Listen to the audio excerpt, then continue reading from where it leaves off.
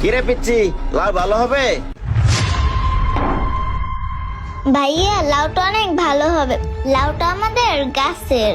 আচ্ছা, তোর এই লাউর দাম কত বল? ভাইয়া বেচি তো 50 টাকা করে, আপনি আমাকে 40 টাকা দিয়েন। ভাই, লাউটা একটু দেখি। লাউটা দেখে মনে হচ্ছে অনেক কচি। পাঙ্গাস মাছ দিয়ে রান্না করলে সেই মজা হবে। এই পিচ্ছি, তোর এই লাউ কত? ভাইয়া লাউ তো বেশি 50 টাকা করে, কিন্তু এই লাউটা তো এই ভাইয়াটার কাছে বিক্রি করে দিছি।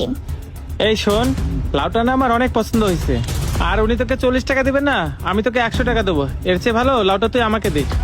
আরে ভাই, আপনি কি সব কথা বলতেছেন? এই লাউ টাকা আমি নিছি, আর আপনি কোথা থেকে আইসা আবার টাকার গরম দেখাইতেছেন? আমার কাছে কি টাকা নাই? দেন লাউ দেন। ওই পিচ্ছি শোন, এই লাউয়ের দাম আমি তোকে 500 টাকা দিব, তারপরে এই লাউ আমি নিব। টাকার গরম দেখাইতেছেন না?